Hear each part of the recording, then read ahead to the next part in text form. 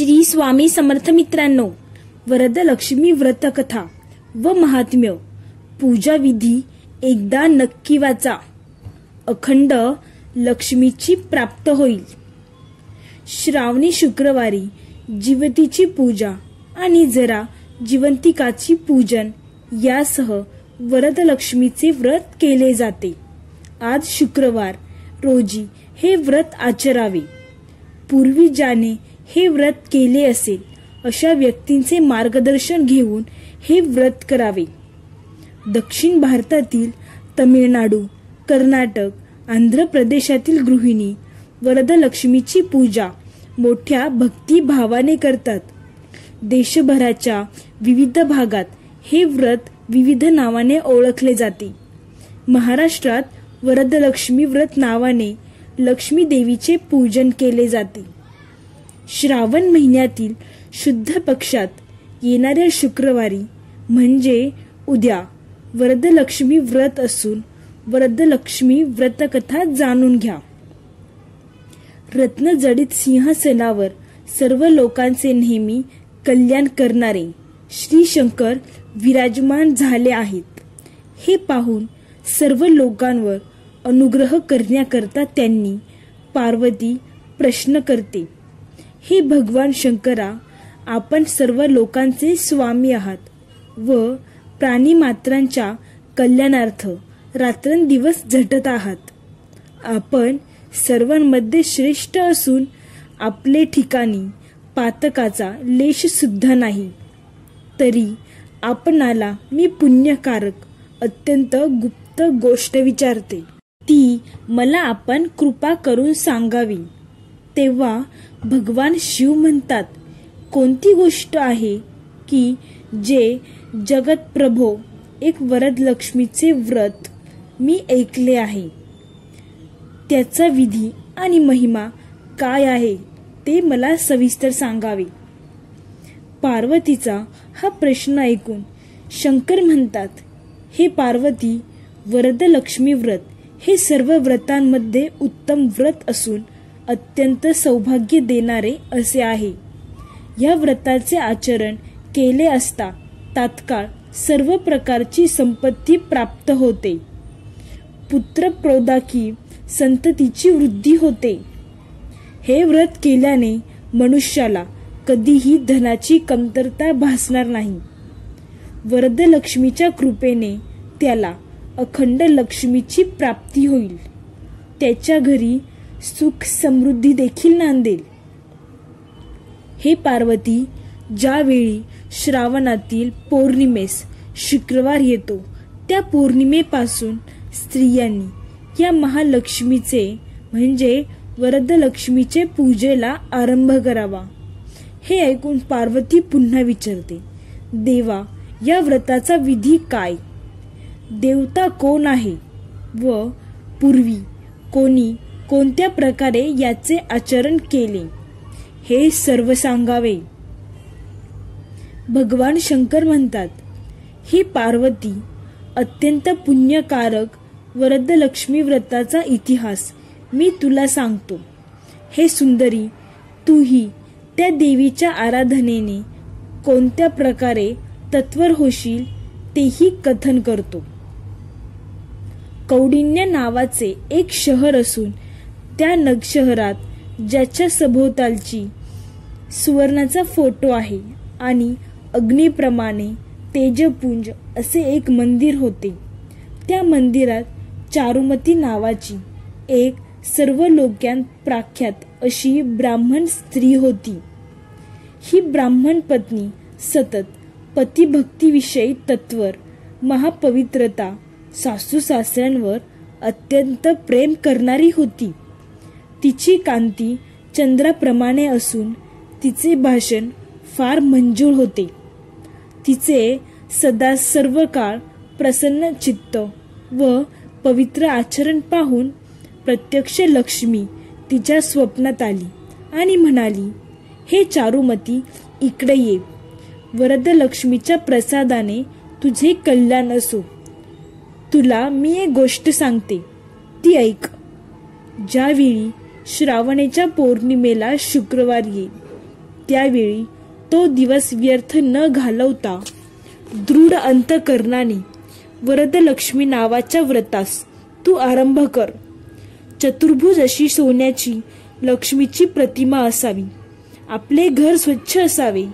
सगळीकडे तोरण बांधलेले असावे. तशाच विविध रंगाच्या रांगोळ्या काढाव्यात. त्या दिवशी पूजेकरता नवीन भांडी घ्यावीत. पूजेची जागा पूर्व दिशेला किंवा ईशान्य दिशेला असावी.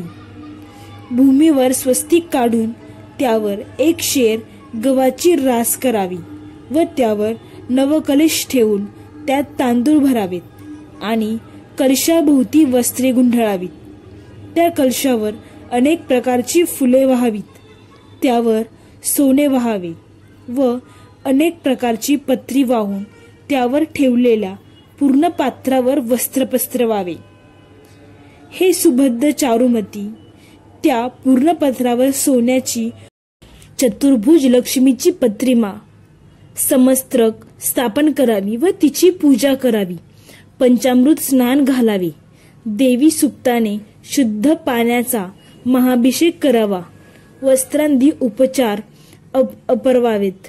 देवीला अष्टगंध, चंदन, हळद कुंकू, सौभाग्य द्रव्य, सुवासिक वगैरे अर्पण करावी.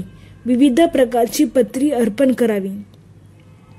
ती येणेप्रमाणे पिंपळ, वड, बेल, आंबा, डाळिंबी, मोगरी, तुलसी, कण्हेर, केवडा, चाफा आदी 21 जातींचे पाने प्रत्येकी 21 प्रमाणे वाहावीत. मोगरी इत्यादी नाना प्रकारची सुवासिक फुले समर्पित करावी. तसेच सुवासिक धूप, दीप आदी करून इष्टकाम पूर्ण करणाऱ्या दिव्यांनी महालक्ष्मीची पूजा करावी. नंतर नैवेद्याकरता उत्तम प्रकारचा पायस, भोजनाचे भक्ष्य, भोज्य, चोष्य, लेय आदी युक्त तसेच 21 अन्नरसे, वडे, घागरे व मोदक इत्यादींचा नैवेद्य तयार करून देवीला समर्पित करावा. नैवेद्यास जो पदार्थ समर्पित केलेला असेल त्यातून 5 देवींच्या पुढे ठेवावेत आणि बाकी प्रसाद म्हणून घ्यावा. यथाशक्ती राजोपचार, नाना प्रकारचे षोडशोपचार देवीला सन्मानपूर्वक समर्पण करून शरण जावे आणि इष्टवर हेतूची देवीपाशी प्रार्थना करावी. शक्यनुसार नृत्य, गायन, वादन करावे. लक्ष्मीची गाणी म्हणून प्रार्थना करावी. हे प्रिय भाषिणी, चारुमती, पूर्वी उमा, सरस्वती, सावित्री, इंद्रायणी इत्यादी हे समृद्धी देणारे व्रत यथासांग केले व त्यामुळे त्या मोठ्या अधिकारास पोहोचल्या. त्याचप्रमाणे तू माझे पूजन केले असता मी तुझे सर्व मनोरथ पूर्ण करेन, म्हणजेच तो वर देईल. याप्रमाणे वरलक्ष्मीने चारुमतीस स्वप्न दृष्टांत दिला असता ती चारुमती म्हणाली, हे वरलक्ष्मी परमेश्वरी, तू सर्व जनींची जननी आहेस. तू पुण्यमूर्ती येथे प्रकट झाली आहेस. तुला मी नमस्कार करते.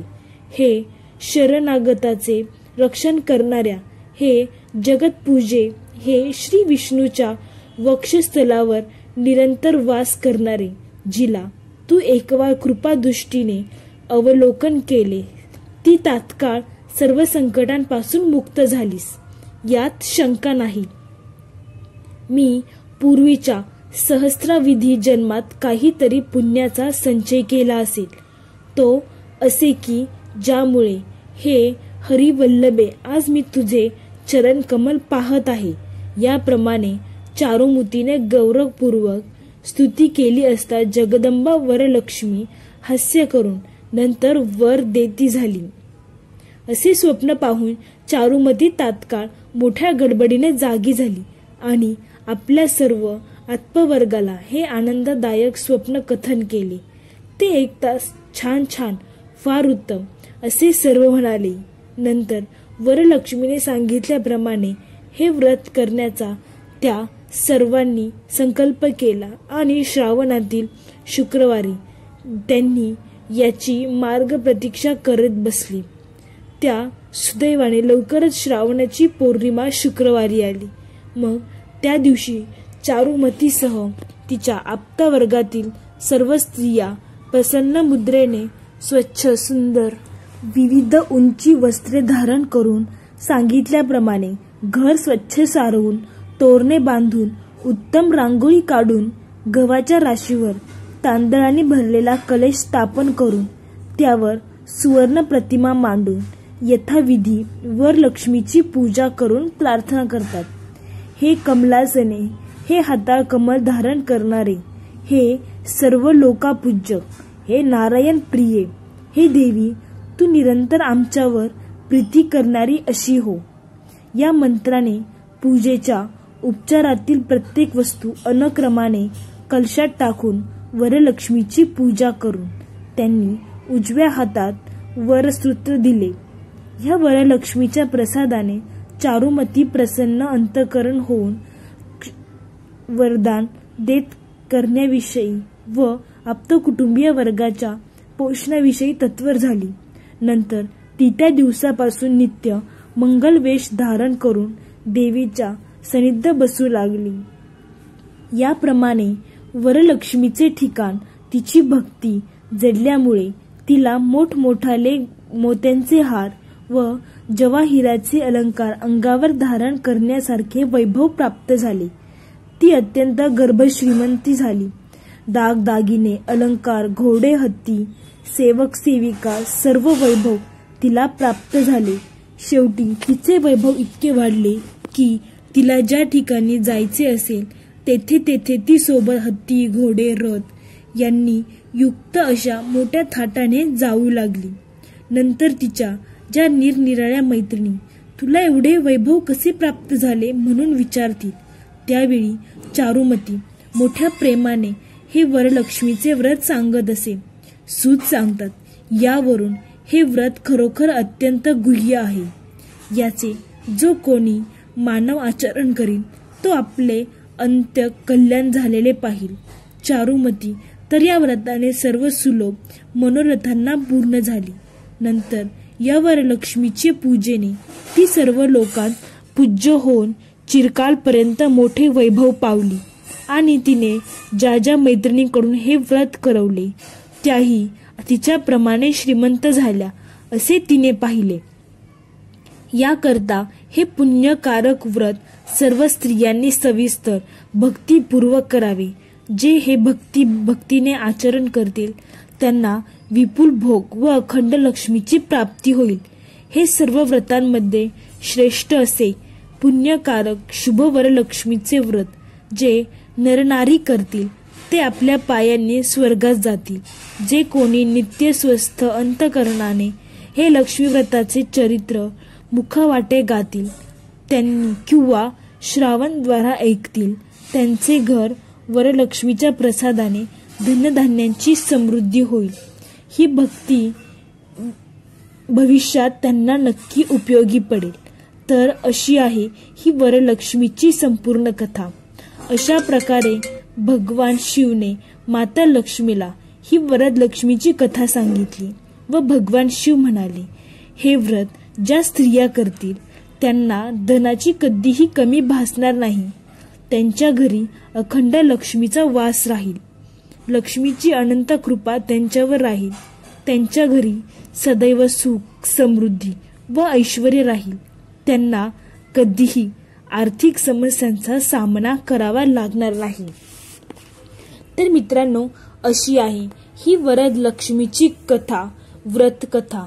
तर मित्रांनो, तुम्हाला ही कथा आवडली असेल तर चॅनलला नक्की सबस्क्राईब करा आणि लाईक, शेअर, कमेंट करायला अजिबात विसरू नका. धन्यवाद मित्रांनो. बोला श्री स्वामी समर्थ.